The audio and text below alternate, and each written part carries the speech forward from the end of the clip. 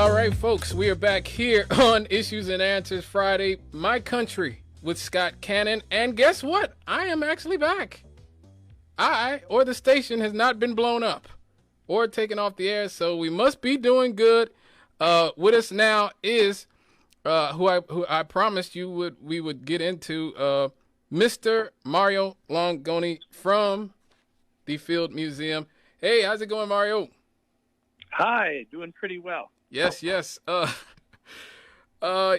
actually were calling to talk about this event at Deep River here in Northwest Indiana, but something funny happened, huh? That's right. So I'm getting a little feedback here, so let me know if the audio is fine at your end. But are you trying to listen while you're on the phone? Because if you got the radio on, you might have to turn it off. Nope. I'm in a quiet room, but I am getting a little of my own voice coming back, and you're pretty staticky. But let's just keep going and see what we can make it do if it sounds fine at your end. Yeah, I'm good. I'm hearing you pretty well. Good. Okay. So Deep River is Environmental Education Center, was in Lake Station off of Liverpool Road since the 1920s. And we were going to have tomorrow a day for people to come out and share their memories, but we are postponing that until the spring just because of the rain that's in the forecast and the wind. Yeah. And so just the general and the cold, So we will bring it back, but what we really want people to know is, Deep River, for those who don't know, as an education center, it served hundreds of students every year from the 20s right up until 2010. Right. And it's a place that when you meet somebody who went there when they were in the Gary school system, and that's not just kids that live in Gary proper, but that live in some of the communities around that were historically in the same school district, they often have very fond memories of it, and they have very positive things to say about it. There's people that got education there who went on to careers in environment, and then a lot of people who just went on to careers in all kinds of things, just all range of things, but that was an important stage in their lives. So when I found out from Daniel Goldfarb at Wildlife Habitat Council that essentially what had happened since Deep River was closed in 2010 was that the buildings had fallen into disrepair, that they were left open and unlocked, and that people had been able to, be going in there, and whether they're taking the copper piping or whether they're just hanging out and doing whatever, that the places had been trashed and they're being torn down. We had about 15 to 20 of us from different groups, very many outdoor environmental education groups, but also people interested in history and local heritage. We went out and rescued a certain number of objects and artifacts, and that was back in May. And so the idea is to bring those out, share them with people, let people use them to stimulate their memory and share their stories from Deep River. And some of those would even record potentially, and maybe they'd be kept somewhere like the Calumet Archives or, Valparaiso University has had that Flight Paths program where they've recorded oral history of people's lives in Gary. So maybe they'd become part of that. But we make sure that that bit of history is not lost to Northwest Indiana and to Gary by doing this event and maybe some others following it.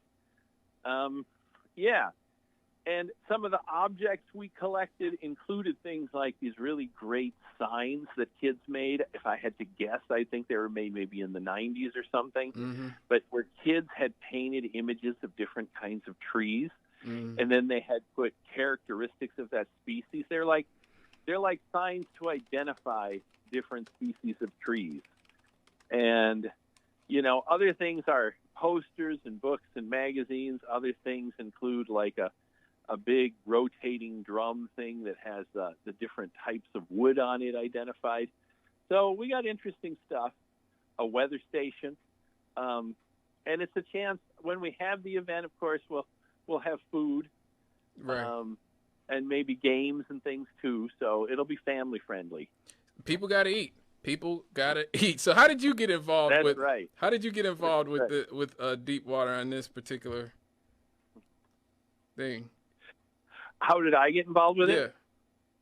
Well, so the Field Museum, we work with, I guess for almost 20-some years, we've been a member of what's now called Calumet Outdoors, which is the different groups in the region who care about the natural environment and the outdoors and connecting people to that and helping them maintain and share their connections that they have. So it was brought to my attention by, I'd mentioned him before, Daniel Goldfarb, and even then also United Urban Network, a group I know you're part of. Oh, us? Oh, okay. Yeah. I had no idea. I had no idea. It was a meeting called by your mother at Marquette Park, where I was told that, hey, this place is going to get demolished, and can we save it? At that time, that was long enough ago, but still right after the pandemic, the idea was, can we save it? But really by talking to Lake County Park. So it used to be owned. It was founded by a group of teachers in this Gary School District who wanted to, make sure that kids who were living in an industrial city in the 1920s had the chance to develop outdoor skills and be connected to the outdoors and enjoy the health benefits of the outdoors rather than just being in an early 20th century, industrial city. So that's where it started. But then the Gary School District actually owned it directly and operated it. But finally, then in 2010, I think soon after that, it was transferred to Lake County Parks. And so Lake County Parks has actually been very accommodating of letting us in there, letting us do our collecting, giving us dates and times when the demolition was finished. And in fact, people should know that really now it is a Lake County Park. Right. It has a new entry gate, split rail fence. More. It's actually more visible from the road than it used to be. So it feels almost more public than it used to. Now, I have to say that the sliding aluminum, pipe gate, it's closed most of the time. So I would imagine you need to talk to Lake County Parks about if you have an event in mind, you have something in mind you want to do there, to find out what are the open hours, or can open hours be arranged. But I know in the long run they want to make it much more of a public space than it has been. Right. It's very important, and I can't reiterate that enough to the audience and everyone out there listening. We are so fortunate to live in this region. We have 20% of the world's fresh water in our backyard in the Great Lakes. We have so much in our ecosystem, and I've learned this working with you guys, Mario, at the Field Museum and other entities.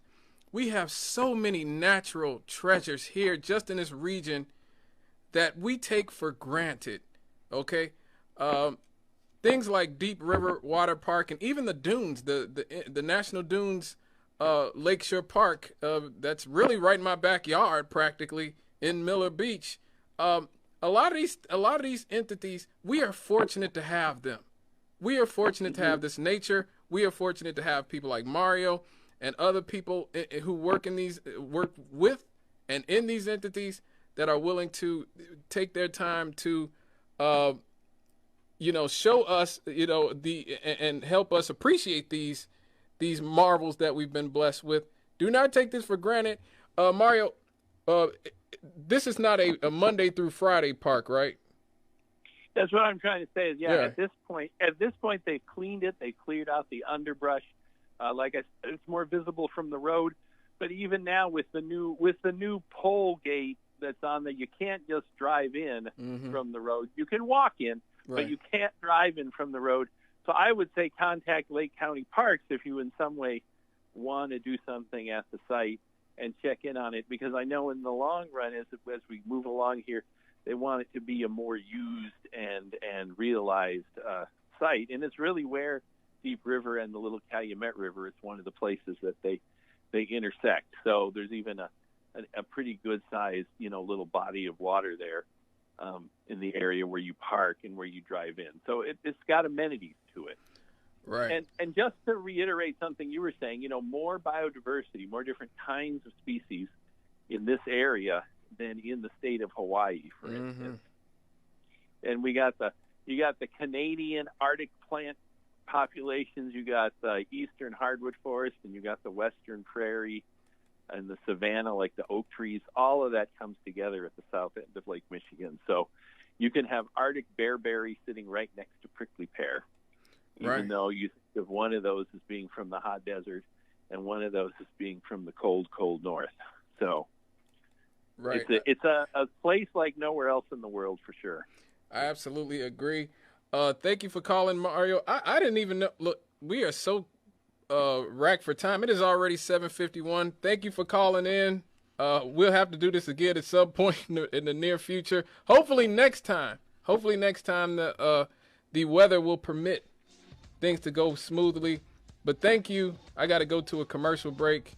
Okay. Well, thanks for having me. It's all good, brother. Anytime. All right. Talk to you later. All right.